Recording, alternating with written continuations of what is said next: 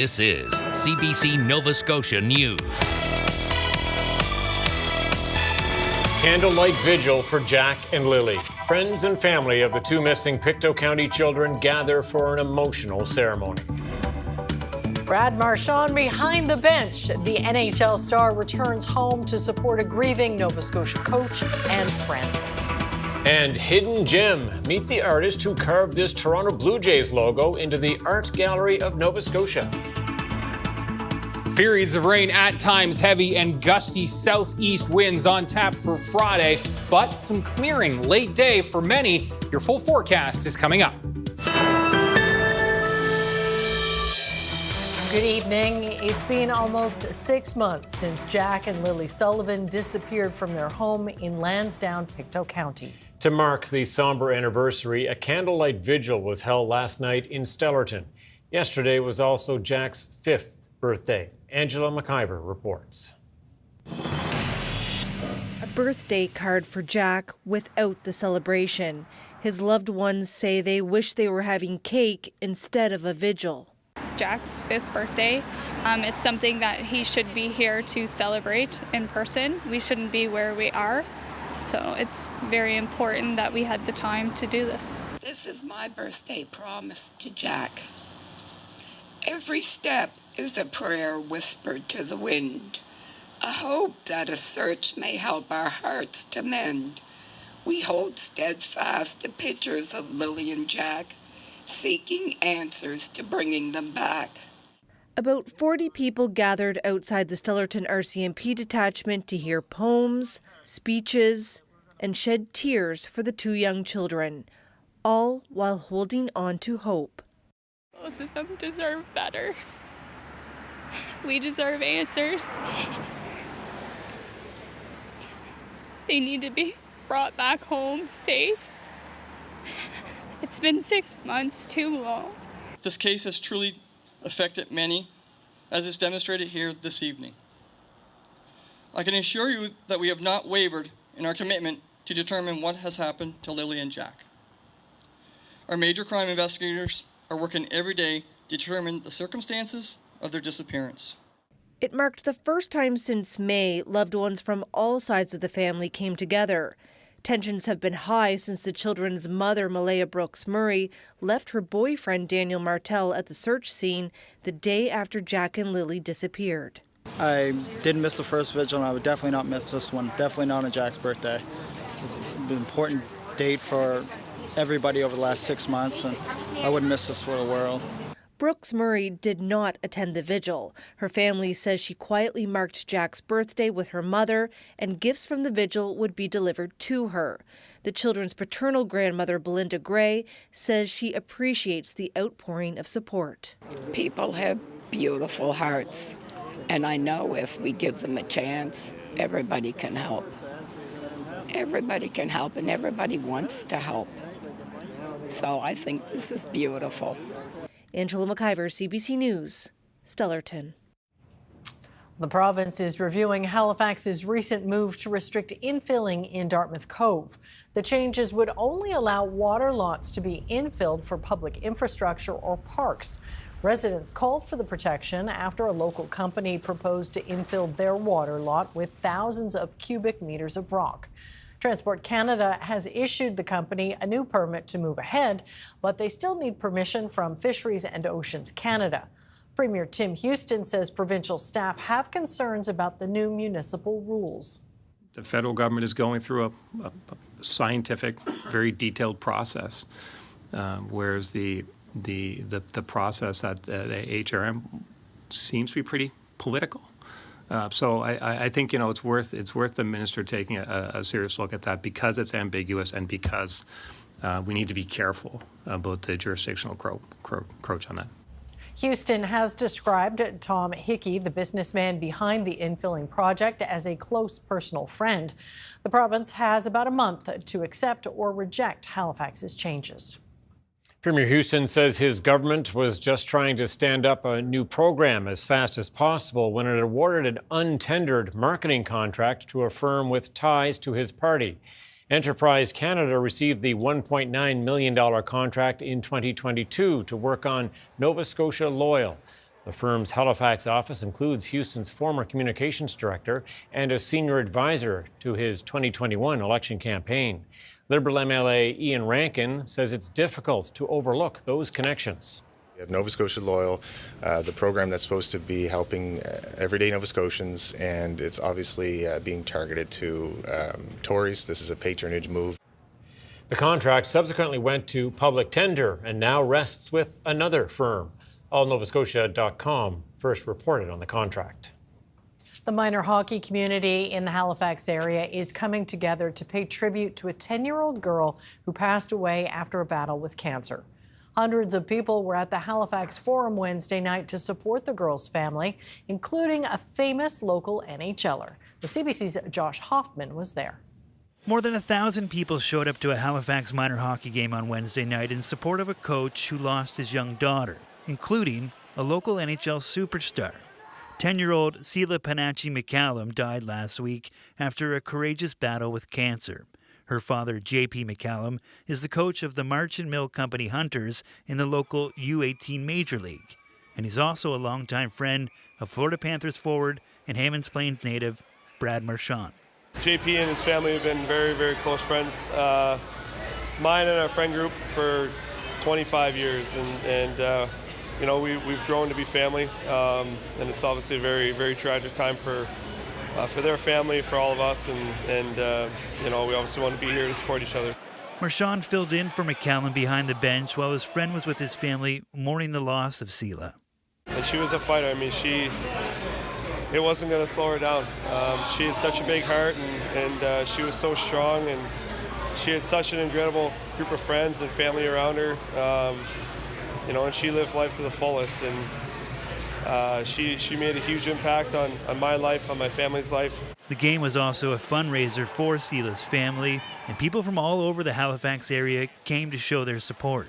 It's a generous example. It's a clear example of how Nova Scotia has come together in short notice to help out, regardless if you're a hockey fan or not, regardless of your sports, or regardless if you even know them. There's people here that have reached out that don't even know them but are saddened by the whole thing. Even with the NHL season well underway, Marchand says he didn't think twice about dropping everything so he could be here to support his longtime friend and his family. I'm grateful the Panthers and the organization has been very supportive of. They basically just said go home and come back when you're ready. So, you know, I really appreciate that. Their understanding allowed me to come back and be here with the family and with all of our friends. Marchand says his friend has been there for him through all his big moments, both good and bad. So it was important for him to show up for the McCallum family when they needed it. Josh Hoffman, CBC News, Halifax.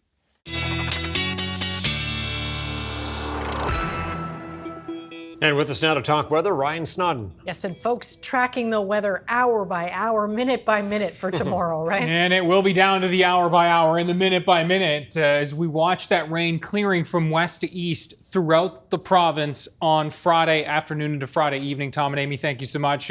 First, let's have a look at the warnings. And there are rainfall warnings in effect. Halifax, Eastern County, through the metro area, right down to Yarmouth. Special weather statements elsewhere. A lace to wet wind warning. Yes, the winds will be howling like a pack of werewolves tomorrow as this system ramps up throughout Halloween Day. You can see already underway at times heavy by 9 a.m. for western areas, pushing into the metro area through that morning commute time. It will come down at times heavy with the risk for thunderstorms throughout a good portion of the day. But even by 3-4 o'clock, starting to see some clearing here over western areas. And that is going to be, again, as we track this hour by hour, Halifax, Kentville, Truro, Amherst, that corridor clearing in that 5 to 6 p.m. time frame. Eastern areas of the mainland, a little later clearing, but maybe a late going out for trick-or-treating. Unfortunately, it is going to be wet and windy across Cape Breton, as we've been hearing the last couple of days. Tom and Amy. All right, thanks for that, Ryan. Thanks, We'll talk Ryan. a little later. Well, the operation of a Truro Community Centre has been, quote, compromised, according to one of its municipal owners. This week, Colchester County announced the end of an operating agreement for the Rath Eastlink Community Centre. Luke Ettinger reports. The Central Nova Scotia Civic Centre Society has operated the Rath Eastlink Community Centre since it opened, but that agreement is set to end following a decision from the municipality of Colchester.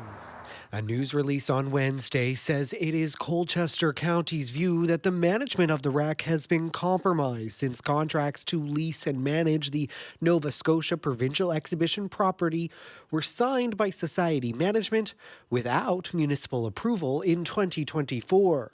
The province owns the grounds, which hosts events including the Nova Scotia Stampede. If there's issues, we'll be happy to discuss them, but so far we haven't heard from them.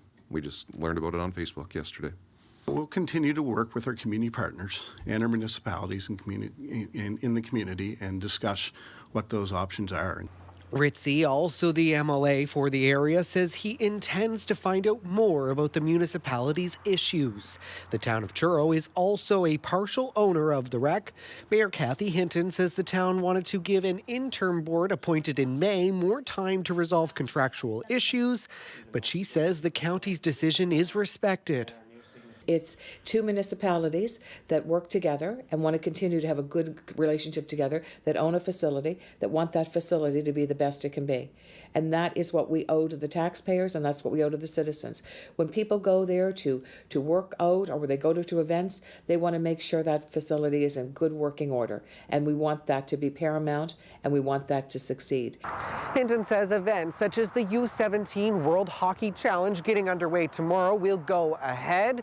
As the municipalities decide on how the wreck will be operated in the future, there are a range of issues. That includes a new heating and cooling system in the 12-year-old building, as well as concerns about the facility being underinsured. Luke Ettinger, CBC News, Truro. The province is preparing to help 10 people in a residential care facility find new community living arrangements after the operator announced the site will close. The Harbour Glen on Pleasant Street will close on December 15th. Officials say the process for moving residents will follow the steps outlined in a Human Rights Board process referred to as the remedy. The process followed a 2021 ruling that the province systemically discriminated against people with disabilities through inadequate housing.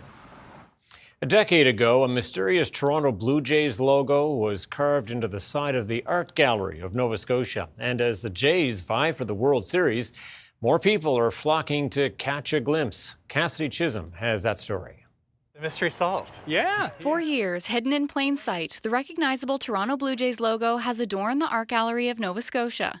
But its origins were unknown until this week when its artist came forward. I think this is an unfound gem for a lot of people that live here, and a lot of tourists as well. Craig Potter carved the iconic Blue Jays logo into the south facade of the Art Gallery in 2015.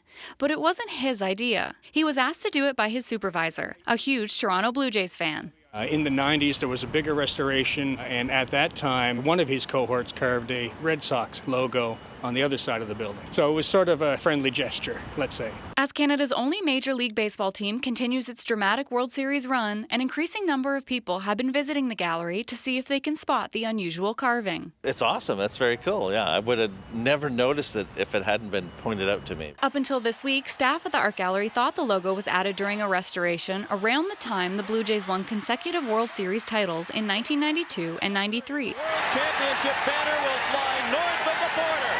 It's interesting that it took place in 2015, so we were wrong. It doesn't coincide with the early 90s, but I think it's great that still at that time there's Jays fans, Canadian team. It's important that the support is there, and we're happy that the Mason left their personal mark on the building in that form. Stinson says he hopes the carving can serve as a good luck charm for the Jays. When a community can rally around a team, I think that's important, and if it's a small logo on the side of a building that does that, I think it's great, or if it's a team going into the biggest championship in the world, that's even better. Cassidy Chisholm, CBC News, Halifax.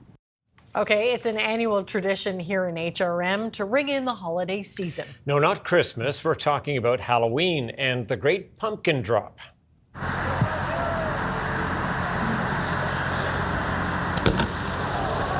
Dozens of pumpkins splattered on the pavement in Dartmouth this morning. The main event, a 1,200-pound pumpkin that was smashed into pieces. It's part of a contest by local radio station Q104, where a handful of lucky listeners get a chance to win $10,000.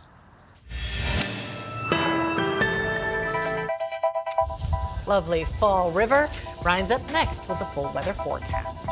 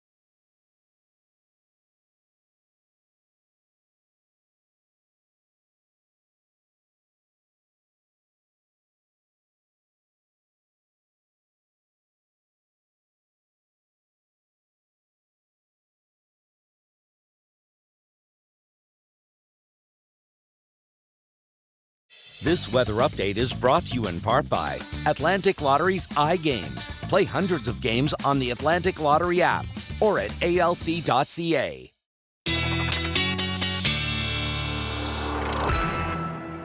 All right, we have the most up-to-date weather forecast now and a little more clarity around Halloween. Yes, people thinking about their costumes, some have to factor in the rain. Right? Yes. And what else they're going to add. That's right. Cape Breton, Antigonish, Guysborough, Pictou. Those are kind of the areas that we're most likely to see that rain lingering into the evening and impacting the trick-or-treater forecast, no question. Also happening this weekend, the clocks. Right. And Put so it on the list, for yeah. months, we've been featuring these Nova Scotia webcams. Gonna Monday, get super dark, Monday, aren't it's They're all going gonna to look be alike. Yeah, Oh, but that's a nice one, isn't Isn't it? It is. Beautiful. and the lights just coming on there at Peggy's. Yeah. Beautiful, yeah, absolutely. A really nice They've evening. got some lights around there, so maybe that'll... Hopefully, we'll be able to feature this one, a couple of those ones with some light helping us out. But big thanks to Nova Scotia Webcams for allowing us to share these over the last few months. And we'll see what next week brings. So watches and warnings, the rainfall warnings in effect for the Atlantic coastline, special weather statements, as I said earlier, lace wet winds gusting to 120. Another check on that rainfall outlook and widespread totals in the 20 to 50 millimeter range. The areas in orange and red, these are the best chances of getting closer to 50 millimeters.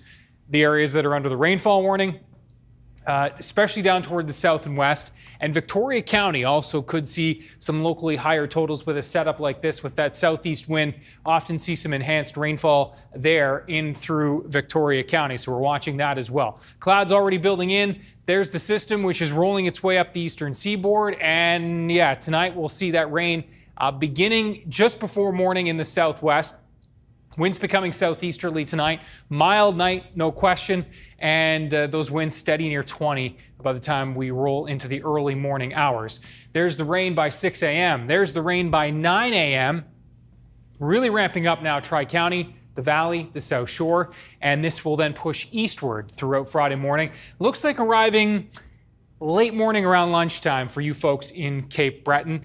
The rain at times heavy will then wrap up a pretty sharp back edge to this, and it does look set to roll out of the Tri-County, the Valley, the South Shore, and then into Metro, Kentville, Cobequid Bay, Amherst, Truro, right around the 4 to 5 o'clock hour. And so, yes, the Dancing Mummy will be happy if he's landing in these areas. By the time we get to 5, 6 o'clock, it does look like the trick-or-treaters will be dry. Still a chance for some showers and drizzle in these southwest winds because the southeast winds, of course, are going to be gusty, but so will the southwest winds. And there's, again, New Glasgow, Antigonish, Canso, Guysborough, Sheet Harbour. These are the areas that will see some clearing through the evening. Cape Breton looking likely to hold on to that rain, unfortunately, until, 7, Port Hawkesbury, 8, 9 o'clock, maybe out towards Sydney and Ingonish. So it's going to take some time to clear here. So best to be prepared for that wet weather and the winds that will gust to 80, except 120 in through Inverness County and lace wet winds.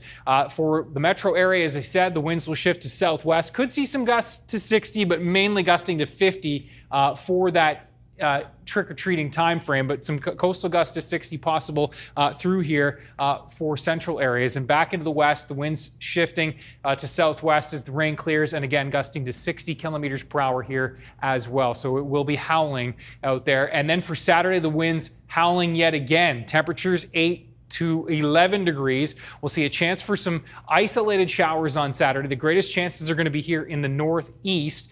Sunday, mainly cloudy and just a chance for a shower through the northeast and into Inverness and Victoria counties. Friday afternoon, there are those southeast winds. There's the southwest wind that I said punches in on Friday evening into the overnight. And then for Saturday, overnight into Saturday morning, models are kind of really doubling down on the idea that we could see some gusts 85 to 90 in here in through the Tri-County area overnight into Saturday morning. Widespread gusts Saturday 50, 60, 70 kilometers per hour. Some coastal gusts to 80 even throughout the day back in through the Tri-County area. And it does look like those winds finally then easing as we move into Sunday. Again, that chance for an isolated shower in the northeast. Monday is quiet, showers on Tuesday, and single-digit highs as we ride through the first week of November. Tom and Amy. Chilly start. You bet. Okay, thanks so much, Ryan. Thank you. Thanks, Ryan.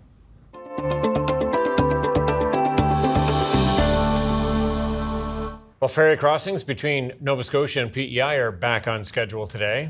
Northumberland Ferry says the mechanical issue on the MV Confederation has been resolved, but because of the nasty weather coming our way, Northumberland and Ferries is canceling all sailings on Friday and the first 4 on Saturday morning. The company says the first sailing would be at 3 p.m. Saturday, depending on the weather, of course. Well, the Marine Animal Response Society says a lot of people in the Maritimes are passionate about animals and they want to help when one's found in trouble. As the CBC's Delaney Kelly reports, Mars says it's having trouble securing the funding it needs to train more volunteers to do that.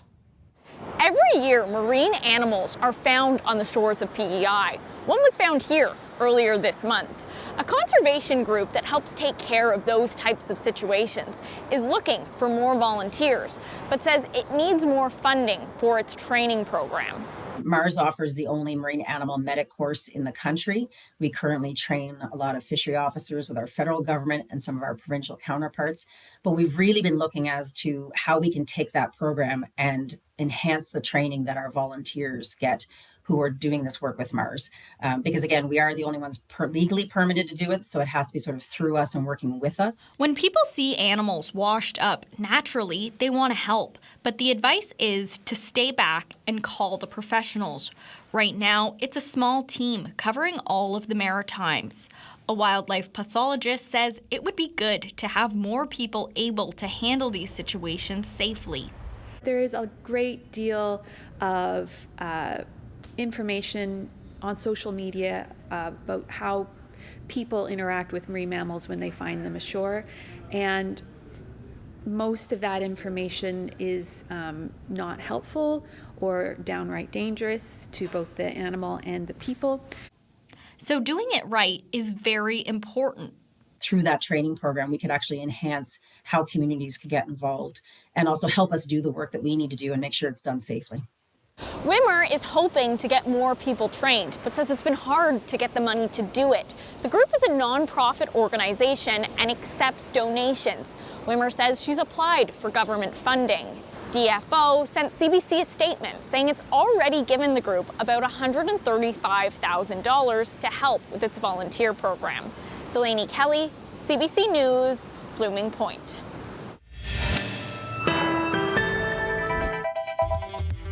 Coming up, we'll hear more prayers and poems from friends and family of Jack and Lily Sullivan at last night's Candlelight Vigil.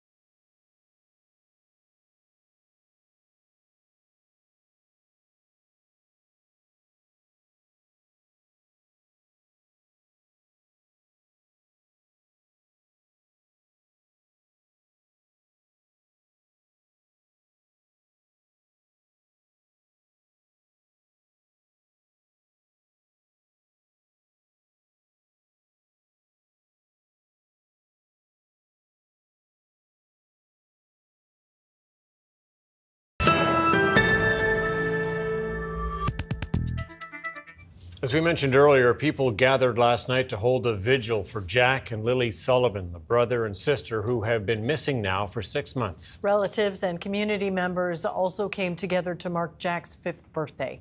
Here's more from last night's vigil. 2 stars that rose before the dawn, whose laughter still the breeze rests on. 2 tiny footprints in the dew, forever soft, forever true. The sun still calls your name each day, the wind still hums where you would play, and every ripple, leaf and song, your spirits dance, still bright, still strong. Though arms may ache and eyes still weep, love's promise is a vow we keep. For love can never fade or flee. You live in hearts and memory, Lily with courage wild and free, Jack gentle as the sea, together bound beyond the sky, 2 best friends lost and we don't know why.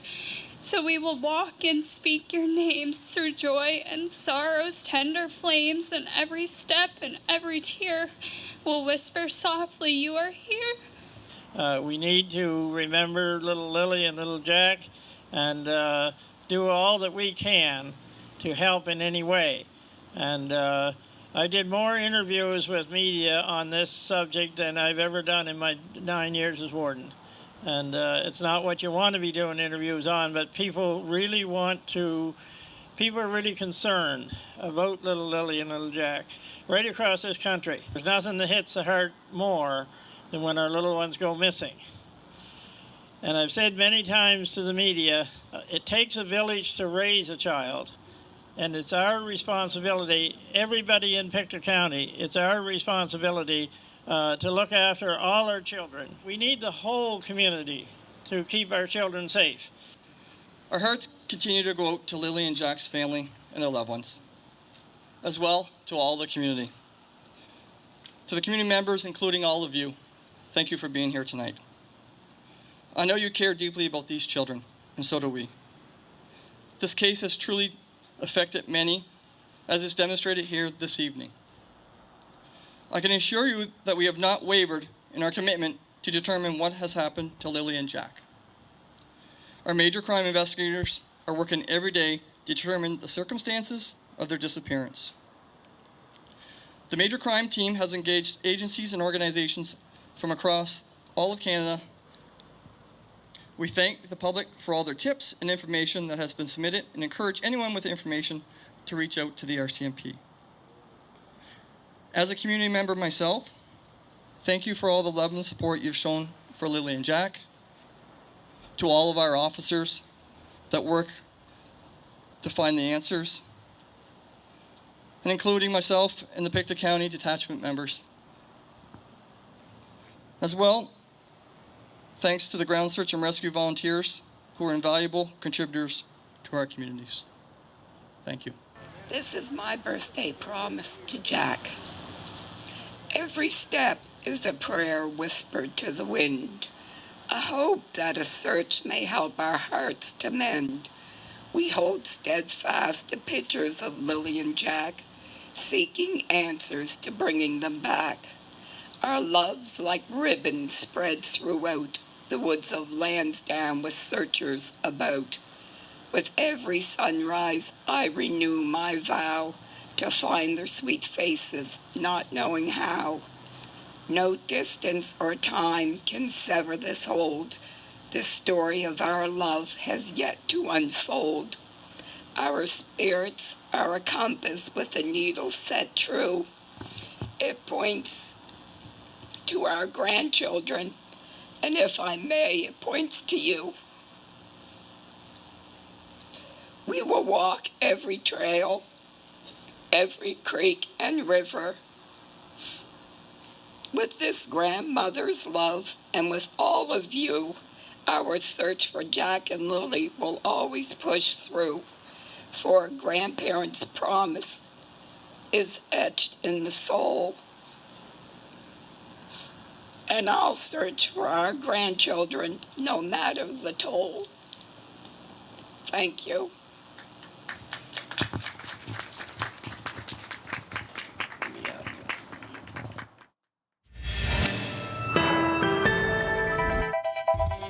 Coming up, Hurricane Melissa is making its way through the Bahamas, leaving a trail of destruction in its wake. And the IDF brings Canadian reporters beyond the yellow line for a first-hand look at the devastation inside Gaza.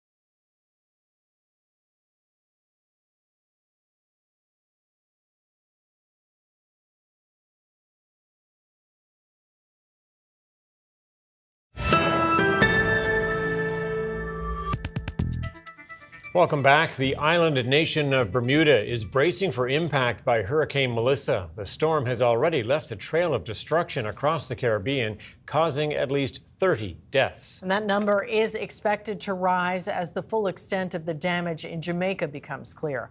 The CBC's Philip Lee Shannick has more. Hurricane Melissa pummeled the island nation, leaving what Jamaican officials call total devastation in her wake. Landslides, fallen trees, roads turned into rivers. Roofs were torn off, homes completely destroyed. Some lost everything. We still have to pick up the pieces and move on. Watching scenes of unbelievable destruction, here people in the Jamaican Canadian community worry as the death toll continues to rise. Relief for some like this man who heard from his sister. She eventually called to say that she was okay. This community leader says he's also heard from family. Most are safe, but some still haven't checked in. From Tuesday night, completely cut off. Power remains out in pockets of the island. He says getting that restored and getting people clean water and food are priorities. Jamaica has never experienced a Category 5 hurricane. The community here is fundraising to help family and friends there. But funds will be needed for rebuilding, which will take time. Canada has announced $7 million in humanitarian aid. It's going to be a long process because it's so badly damaged. The community is urging people to go through official channels to avoid fraudsters. They advise checking the Government of Jamaica or Jamaican High Commissioner websites before you donate. Even in this disaster, you will find people trying to scam and make a quick buck. So be mindful of that. Melissa is forecast to head northeast up the U.S. eastern seaboard before passing by Atlantic Canada as a weak hurricane Friday and Saturday. Philip Lechanok, CBC News, Toronto. We have a Canadian TV News exclusive look for you now at the situation inside Gaza. CBC News crossed into the enclave and was taken to the outskirts of Gaza City. Israel's military offered to take a small group of journalists into the part of the enclave it controls, and our own Crystal Gamansing was among them. Squeezed into a tiny opening in the rubble, Bilal Ryan is scavenging, searching for clothes, household items, and possibly bodies, he told a freelance video journalist in Gaza working for CBC. His two cousins, he says, are somewhere under the rubble. And because in Gaza, after 2 years of war, nearly everything lies in ruins. CBC accepted an invitation from the IDF to take a small group of journalists to the outskirts of Gaza City inside the Yellow Line under Israeli control. With independent access for media into Gaza banned by Israel since October 7th, this is the only way to see the destruction at a closer range for ourselves. The destination was an Israeli military position with a view of Sajaya, just hours before Israel launched strikes across Gaza in response to what Israel called violations of the truce by Hamas. As agreed, CBC shared images captured during the embed with the IDF. It did not request any edits. No editorial information was shared. Senior Israeli military officials say they wanted to take us to this location to show us what they said were, quote, the consequences of a terrorist organization setting up and waging a war from in, around, and below civilian areas. Hell on earth is how some UN officials have described Gaza. The International Court of Justice advisory ruling earlier this month stated Israel hasn't adequately provided the necessities of life as the occupying power. Israel continues to maintain that Hamas bears sole responsibility. In military zones like this one, the IDF says a few hundred Hamas warriors, to use their word, are still hiding in order to launch attacks, with 15,000 still operating across the Strip. CBC can't verify those numbers, but they're a possible rationale for future Israeli military operations. On the other side of the Yellow Line, where only CBC's Palestinian freelancer can go, families say the threats are all around. The planes above us and the people in the buildings and the people on the other side, says Abu Muhammad Khalas. Fear and rubble, two things in abundance here. Crystal Gamansing, CBC News, Sajaya, Gaza. A massive Russian drone and missile attack on Ukraine's energy sector has caused power outages across the country once again. 3 people were killed and more than a dozen injured in the overnight assault.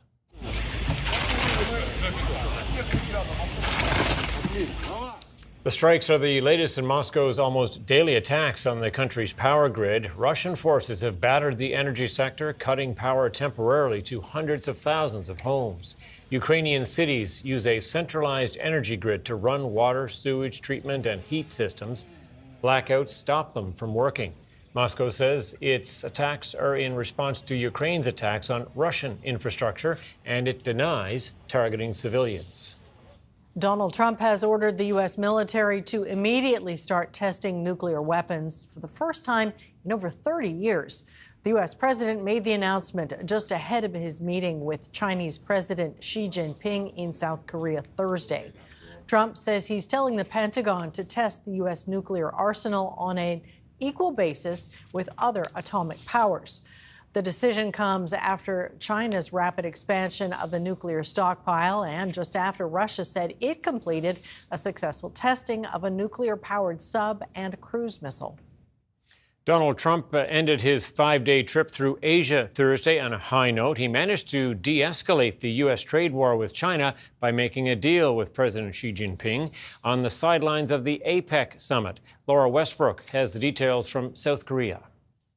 U.S. President Donald Trump describes his meeting with Chinese leader Xi Jinping as amazing. He said on a scale on 1 to 10, it was a 12. Meanwhile, China's president said that the two sides had reached an important consensus. Now, the U.S. says it will cut fentanyl-related tariffs from 20% to 10%, and that China's leader had agreed to take stronger action to stop the flow of the precursor chemicals used to make the deadly drug fentanyl. China, for its part, has also said that it will pause a new set of rare earth export controls for at least a year. The lowering of tariffs is a significant victory for Beijing. They had wanted to see those tariffs come down. For the U.S. side, China is resuming its purchases of American soybeans, and that will ease the pain of American farmers, who are a key support base of Donald Trump, providing him with a significant political win. Donald Trump will also travel to China next year, and he also said that China's leader will make a reciprocal visit to the United States. The meeting has definitely dialed down some of the tensions that we've seen in recent months, with each side retaliating and hitting each other with tit-for-tat tariffs, as well as other measures like export controls. However, analysts say that the long-term strategic competition between the world's two biggest superpowers remains. Laura Westbrook for CBC News in Gyeongju, South Korea. Prime Minister Mark Carney is in South Korea to attend the APEC summit. He also got a first-hand look at South Korean-built submarines that Canada could buy. Thank you. Where are you? Okay. Canada is looking to add to its fleet of subs, and South Korea and Germany are in competition for the multi-billion-dollar contract. South Korea's Prime Minister joined Carney during the visit to the Hanwha Ocean Shipyard facility to see one of the country's latest subs. Meanwhile, Carney's next high-profile meeting is set for Friday. He'll be sitting down with Chinese President Xi Jinping. King Charles has stripped the royal title from his brother Prince Andrew and is evicting him from his royal residence. Andrew, 65 years of age, will now have to move out of the royal lodge and into private accommodations. Queen Elizabeth's second son is no longer allowed to use the title Prince. He will now be known as Andrew Mountbatten Windsor. Just weeks ago, he gave up his other royal titles, including the Duke of York. All of this comes amid outrage over his friendship with the late sex offender Jeffrey Epstein. One of Epstein's accusers wrote a book. In it, she alleges Andrew had sex with her when she was a minor. The book came out recently, 6 months after she died by suicide. The Jamaican government is trying to deal with fake videos that are spreading misinformation in the wake of Hurricane Melissa. Alison Northcott has more on how images created by artificial intelligence cause confusion and worse during a natural disaster or crisis. And to be clear, the following story does contain AI-generated content. Oh my God, the whole ocean's on the street. The video posted on TikTok is dramatic, surreal, and fake. As Hurricane Melissa continues its destructive path, videos generated by artificial intelligence are being published and shared online. All of these videos coming, many of them are fake. And so we urge you to please listen to the official channels. During an emergency, AI can hamper rescue and relief efforts and mislead people about the threat, says this emergency management expert. If the information, for example, falsely tells them that everything is okay, or pretend to be okay. Of course, they may not be reacting as expected, which may put them in danger. On the other hand, he says fake catastrophic images can cause panic for people and confusion for emergency responders. Even though this AI video has the logo for OpenAI's video generator, Sora, on it, this media literacy expert says that doesn't mean everyone who sees it will understand it's fake. The more AI-generated content that enters our information ecosystem, the more important it is that we all take the time to check the sources of that information to make sure it's accurate, especially when it comes to things like disasters that have impact on people's public safety. But some say the platforms have a responsibility too. It can't be on individuals to be making this decision every day about whether the video their uncle posts is fake or not. And that, I think, is the point where we really need to push past media literacy as just the solution and look for more accountability on the part of platforms that have been pushing AI. TikTok says creators have to label AI-generated content, and if it's harmful or misleading around important public matters, it's not allowed. Environment and Climate Change Canada says fake images of weather events can not only put people at risk, but also erode trust in experts to provide credible forecasts. Alison Northcott, CBC News, Montreal. The Toronto Blue Jays find themselves on the brink of winning a World Series for the first time in 32 years. The Jays now lead the series 3-2. Game 6 goes tomorrow at the Rogers Centre in Toronto. And they're hoping for another outing like Game 5 that started with a pair of history-making hits. Game 5 is underway with a fly ball to deep left. Gone! The first pitch of the ball game. And Davis Schneider has hit it out.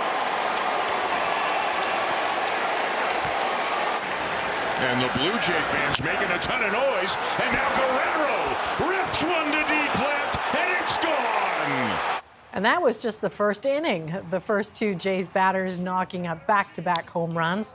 It was a game for the books. Rookie pitcher Trey Savage set a World Series rookie record with 12 strikeouts.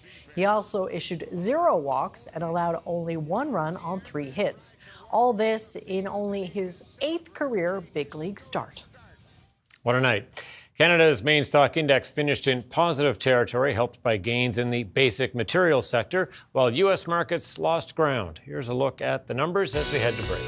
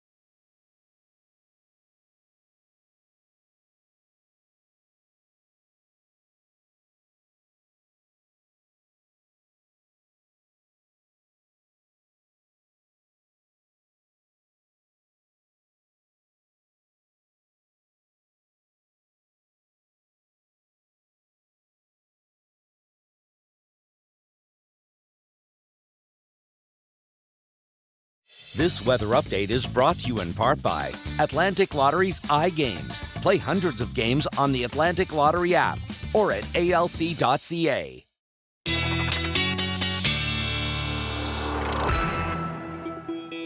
All right, well, he's cool as a cucumber. Halloween night approaching. The kids, depending on the weather forecast, and, you know. You're going to be in the thick of it, though, this year. Yeah, that's the thing. Yeah, so Tina was kind enough to switch shifts with me for tomorrow so I could take the kids out, because usually I'm working, so it'd be a nice opportunity to get out with them.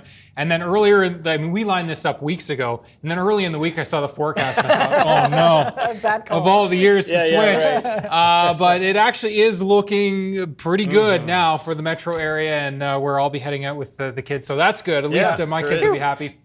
Working on the kids in Cape Breton and eastern parts of the mainland. And I will say this, that the forecast models have been speeding up the progression of this system. So stay tuned for updates. I'll be on the radio on Friday morning, and Tina will be here tomorrow tracking things live for you as well. Let's have a look at the latest run, and you can see that rain marching in throughout Friday morning, at times heavy, and then that clearing trend will be dramatic from where it goes from very heavy rain to just done. And still a chance for some showers and drizzle after that main line, but the bulk of that wet weather, again, clearing out. Looks like Metro 4 to 5 o'clock now.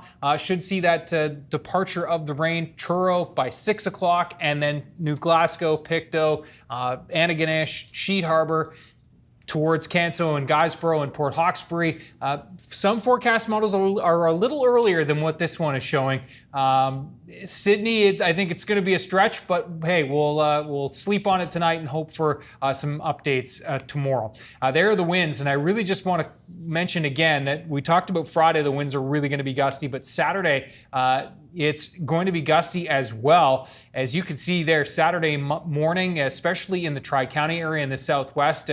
And so the leaves will blow out of your yard tomorrow and then back into your yard on Saturday. All right, thanks for that, Ryan. Well, if you thought the Toronto Blue Jays had Wednesday night's game in the bag right from the jump, well, you weren't alone. That stunning opening home run by Blue Jays player Davis Schneider on the very first pitch sure seemed to set the stage for the big win. And no one in the stands was more excited about it than Schneider's dad. Oh no! No way! No way! Oh my God! Oh my God! Oh my God! You gotta be kidding me! You gotta be kidding me! You might call it the ultimate dad cam. Schneider's father, Steve, was recording in Dodger Stadium when his son hit that opening bomb. The video quickly went viral after being posted to social media. Schneider's hit was part of a history-making start to Game 5. It was the time a World Series began, the first time the World Series began with back-to-back home runs. Man, what a start that was. It was an impressive start for sure. That is it for us tonight. Thanks so much for watching. We'll see you next time. Good night. Good night.